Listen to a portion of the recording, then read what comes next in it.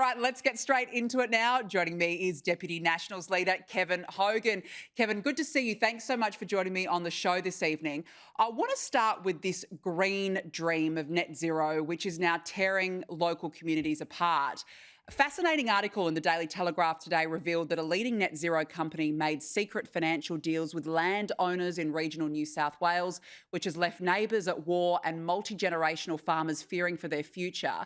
Now, this is a Melbourne-based firm, Wind Prospect. It recently signed up several residents to host more than 90 giant turbines between Binalong and Bowning, leaving nearby properties out of the negotiations. We've now got local sheep farmers who were not included in those initial negotiations. They're now facing the prospect of wind turbines of around 260 metres towering over their land, while the neighbouring properties reap the lucrative rewards for hosting these turbines for decades. Kevin, you know, farmers are suffering here. They've already been dudded by transmission lines razoring their farms. And now this. What do you make of these revelations? Well, Danica, this is exactly the reason why we're doing a review into Net Zero 2050 as a party room right now, and we're getting studies and figures on this type of stuff because, you know, we're very conscious in regional Australia that we have, that's just one example, these wind turbines are dividing communities, families, because of what you just said. And look, let's repeat the height there, Danica, 260 metres high. These things are massive. If they're next door to your place, you have just lost value on your property enormously because, you know, these things aren't pretty to look at, so you lose the aesthetics, ruining properties, ruining agricultural land. Then going to the solar panels, 60 million solar panels all in regional Australia too, Danica. So, you know, we need a review into this. This is dividing regional Australia. None of these things are happening in the cities, and one of the reasons we want a serious review into Net Zero 2050. But doesn't it put more of a rocket up the net zero review? I mean, I know that your colleague Barnaby Joyce is putting a private members bill in to scrap net zero altogether. But when you hear stories like this, and again, it is the farmers, you go out into the regions, we talk about it in the city, but it's the regions that are really suffering by this. Shouldn't this be really front and centre of the new parliamentary year? Well, it should be, and we're going to make it that as well because, you know, we've been hearing about this for a while. And I just want to give you a sort of a quick story too, Danica, about the hypocrisy of this. There was a climate group, and good on them, they wanted to walk their talk, who had a proposal to put 6 wind turbines and a hectare of solar panels at North Head in Sydney. Right? So when the member for Warringah, Zali Steggall, was approached by the local paper about what she thought of that, she didn't think it was suitable. So, and then said we were scaremongering because we were getting 60 million of them in the regions and 14,000 wind turbines. We're scaremongering, but she doesn't think 6 wind turbines is okay for North Head. So the hypocrisy, the sanctimony of this as well is not okay. But, you know, we're wearing this in regional Australia. We know we are. We're doing a review, and this is part of it, going to be part of it. Yeah, I mean, look, it's easy, isn't it, for the Teals to say that when they're sitting in the middle of the CBD and they're sitting in the middle of Sydney. It's easy, but hey, go out in the bush because you've got these transmission lines that are razoring farmers' lands. Also, that Chris Bowen can connect wind and solar to the grid. They're the ones out there that are really suffering. So I challenge Zali Steggall, maybe get out of Sydney and go out into the bush and have a look. Now, look, Kevin, the 48th Parliament has begun. But it seems the public do not know who the 2 leaders of the major parties are. Have a look at this. A newsreader, B, a mining magnate, or C, a politician? I think a politician. Yeah. I reckon mining magnet. I'll say mining. I'm going to say newsreader. Mining, I reckon. Newsreader. NRL goes. What do you think? Banking. I reckon she means business, so I reckon go C. Politician. Yeah? Okay, perfect. Do you know who she is? Not a clue. Oh dear, Kevin. Look, there's a lot of confusion. And I've got to say, all those surveyed by the Daily Telegraph did not know who Susan Lee is. And 57 knew Albo, but 43 did not. What does this suggest, do you think, moving forward for the major parties?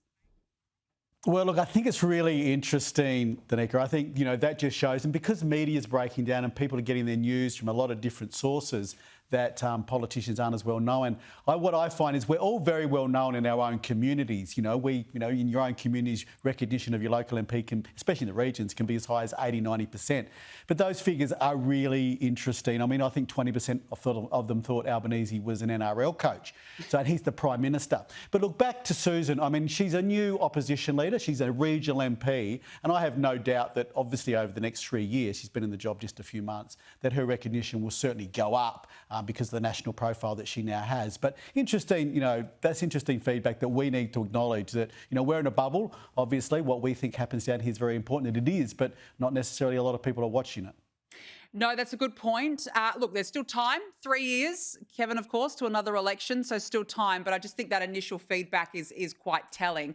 Now, the Governor-General, Sam Mostyn, she made a speech today and she says that you all should be less angry and treat each other with more respect. This is what she said. And I want to add one more element of care. Please take good care of yourselves and of each other. It can be brutal. Well, I've got to say, it's all very well and good, but today protesters and Green senators staged an anti-Israel protest out the front of Parliament just before it began. In amongst the crowd, there was a sign held up showing Israel's Prime Minister Benjamin Netanyahu and Adolf Hitler alongside the statement, "I'm sick of this cycle, let's break it." And then on the inside, Green Senator Mehreen Faruqi made a spectacle of herself again, holding up a sign reading, "Gaza is starving, words won't feed them, sanction Israel." Kevin, what was that about? Respect again? Well, Danica, again, look, we can talk about, there's two separate things, I suppose, yeah. We can talk about the protesters out the front and, I suppose if they're peaceful, that's good. We're a country where you can protest. But the Green senator in the chamber today, that is embarrassing. And you know who it's embarrassing for? Her. She looks like a university activist. She has great privilege to be in that chamber. She has parliamentary privilege where she can get up and stand up and talk about anyone or anything and have parliamentary privilege. And she has a lot of opportunities to do that. She looked like a university activist. It was demeaning, obviously, to the Governor-General. And that was a very symbolic thing, what we do there. Both chambers are over in the Senate as we do something to open the new Parliament. And it was disrespectful and, it's a stunt. She's got what she wanted.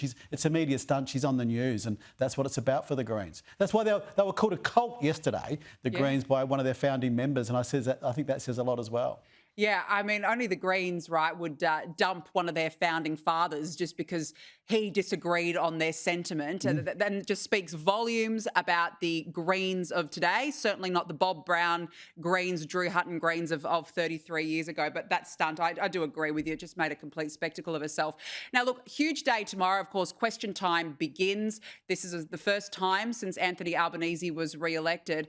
The coalition's got a big agenda, that you've got a lot that you're going to have to press Anthony Albanese on. It's been a fascinating 2 months since the election. What do you think are the key priorities?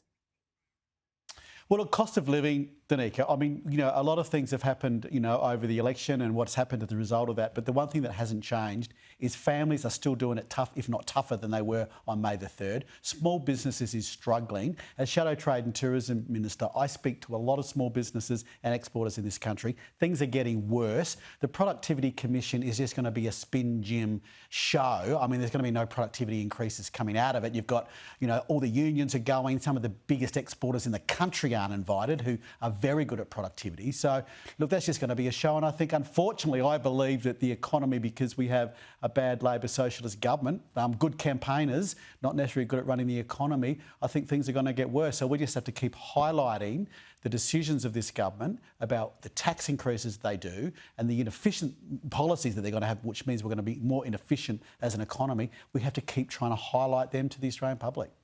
Yeah, and this economic roundtable, I can't help but wonder if they're just buttering us up for higher taxes and using this by stealth to say, no, it was recommended in the roundtable, so we're going to have to do it. We'll wait and see. Kevin Hogan, a big few days ahead. Thanks very much for joining me on the show this evening.